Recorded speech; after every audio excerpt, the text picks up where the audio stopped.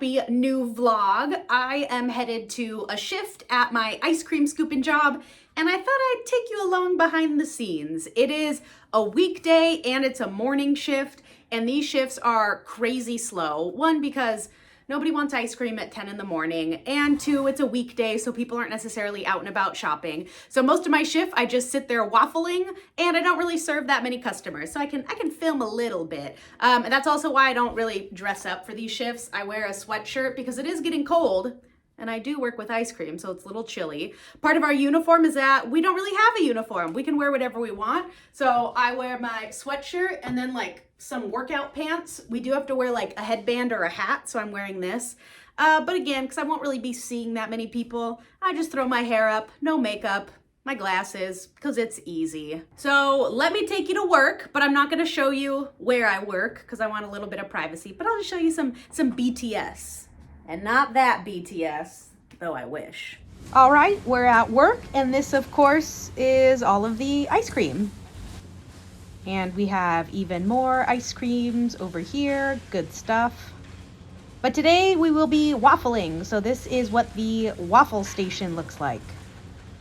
So step one is you're gonna take the batter, put it on the waffle iron like this, and kind of spread it out.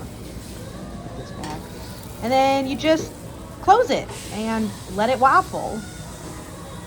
When it gets a little warm, you're gonna scrape off the side so it creates a nice even little circle. So just scrape, scrape, scrape. And then when the waffle's done, after about a minute, we're gonna put it in this little device, this cone thing. This is hard one-handed. And then you twist, twist, twist to create the cone shape, go figure. And then we put it on these little racks to dry. And here's the result of an hour of waffling. So cool, huh? Back from my shift, super quick, easy morning shift, but our next item on today's agenda is I'm gonna go try a sensory deprivation tank. So I will be making a main channel video, and it should be up by now, so go check that out for my full thoughts. But we're gonna go check out this float therapy, so that way I can test out another health and wellness kind of service and recommend it to you guys. I've always wanted to try one of these. So we're gonna head to Pause Studio to see what it's like going into a sensory deprivation tank. So I'm gonna pack my bag because I'm not really sure what I need. I don't know if I'm supposed to bring a swimsuit or like my hair products for when I'm done. So I'm gonna pack that bag and we'll head out.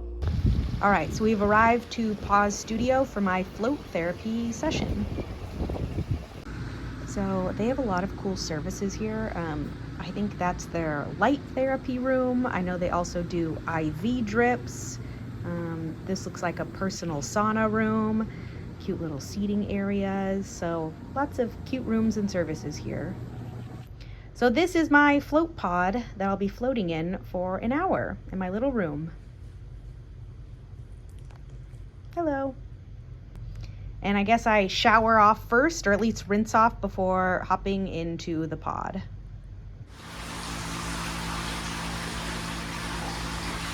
So pretty cool session, but this pod is freaking loud while it drains, but we're done.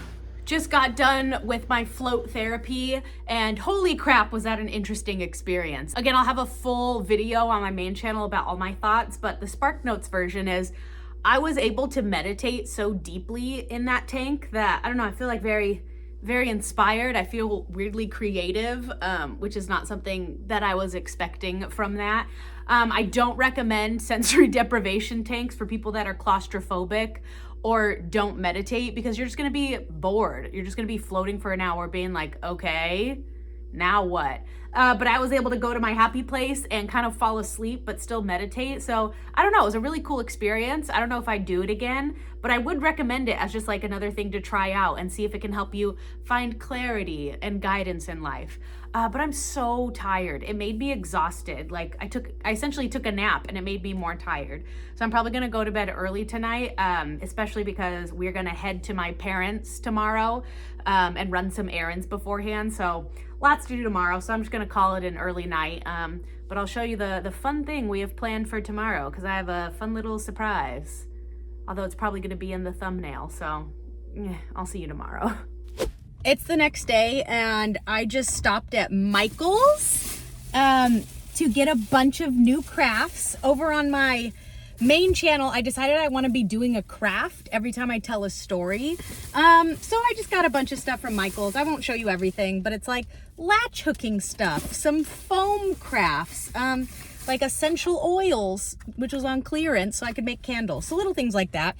But I had to turn on my camera to tell you guys this because I love humans. Humans are just so fascinating to me. And every now and then I like to test them and experiment with them. So I was in this clearance aisle, just kind of looking at everything. And this older woman comes up and she mentions like, oh, so many good deals. She's not that old. I don't know why I'm making it a super old lady voice. But I said something along the lines of like, oh yeah, like I love crafting. So I love seeing just what deals there are and picking them up. She starts talking to me for like 5 minutes, uninterrupted.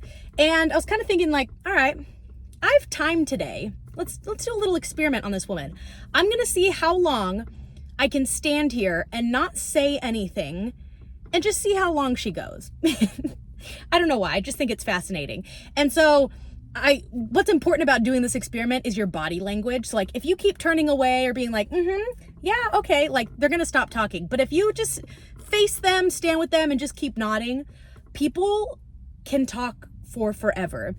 This woman starts talking about how she loves crafting, how she makes wreaths and sells them. So she comes to the clearance section and buys up all of their old inventory. So like right now she's buying up all their Halloween stuff so that next year she can make wreaths, like Halloween wreaths, for half the price. And I was like, oh, that's really cool.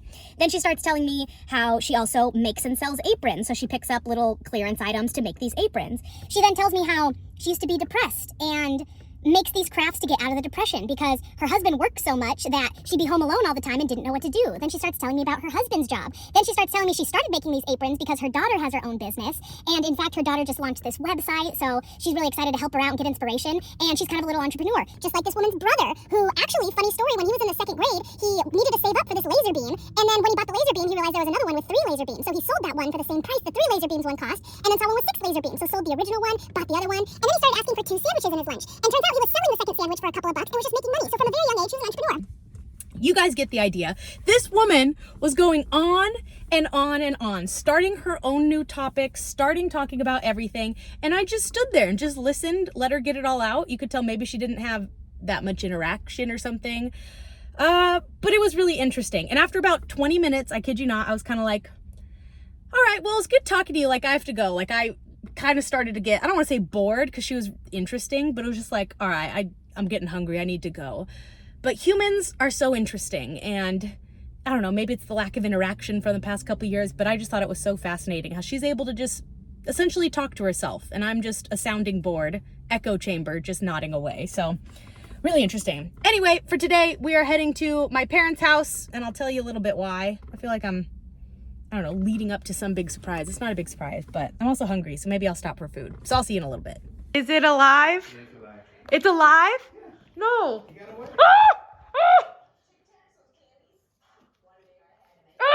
Dad, it's on your side! Or I thought it went to your side. Like it might be under the rug or something. Dave! Dave brought is it coming this way?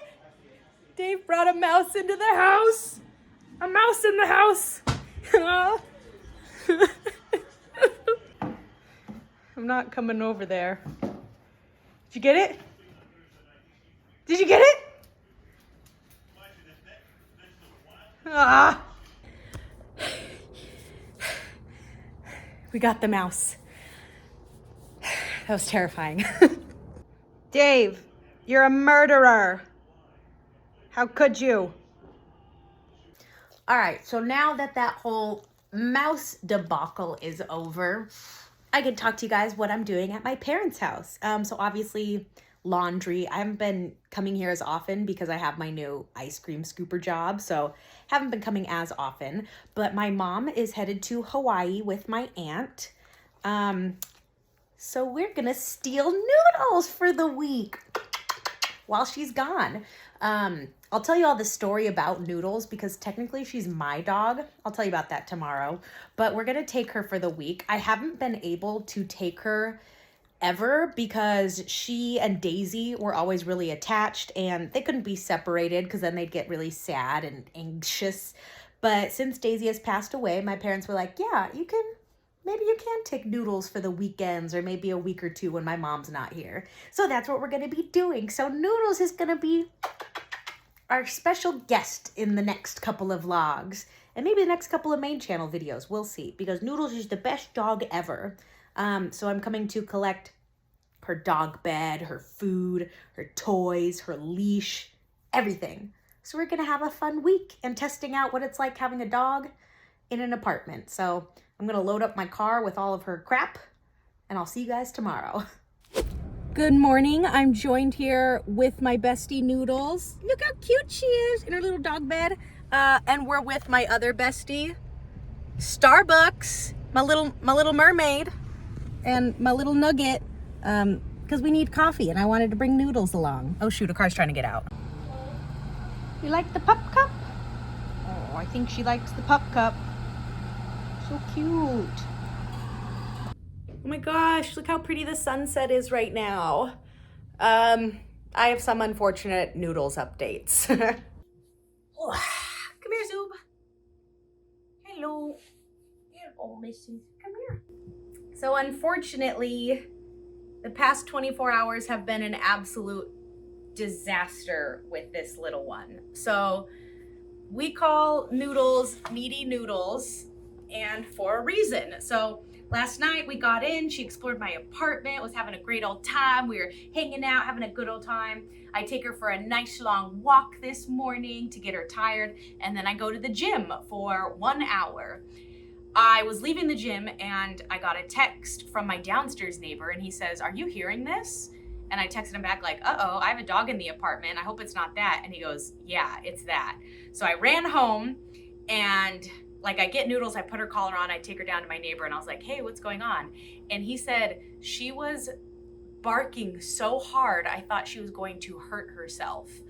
And I was like, "Oh my gosh, like I'm so sorry." Like I took her from my parents for the week. Like she does have, I guess she has, we call her Needy Noodles, but I didn't realize it was like such bad separation anxiety. So I was like, oh shoot, I have some shifts at the ice cream store this weekend. And they were like 4-hour shifts. I thought they'd be totally fine. She takes 4-hour naps.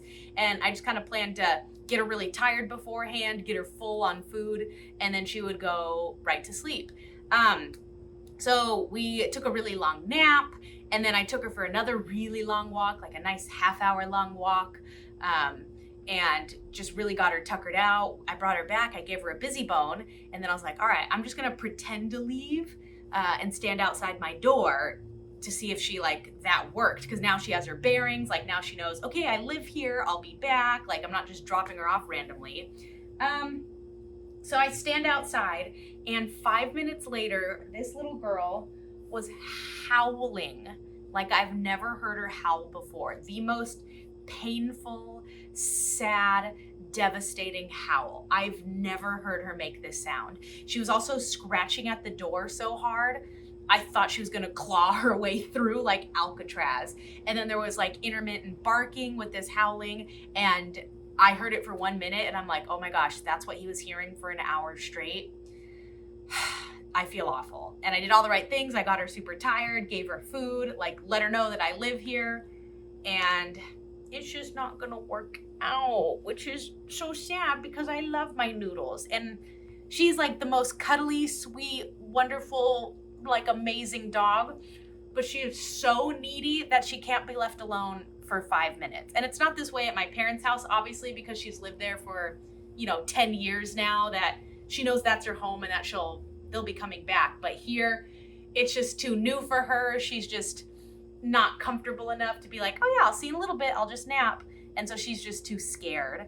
So I'm really sad because I was really looking forward to like sharing custody of her with my parents. So I told them I still would like to take her some days, but for like 2 or 3 days at a time where I know I'm not gonna be leaving the house, where I know I have all my groceries, I don't even need to go to the mailbox. Like I can just hunker down and stay with her because that's how needy she is. So I'm bummed because I called my dad and I said, well, I'm bringing her back tomorrow. It did not work out. So I'm sad because I wanted to be able to take her for like weeks at a time. So yeah, I was hoping for a really fun vlog with Noodles, but don't think it's gonna work out this time. So say goodbye, Noodles. I'll come visit you back at the house. All right, we'll see you guys.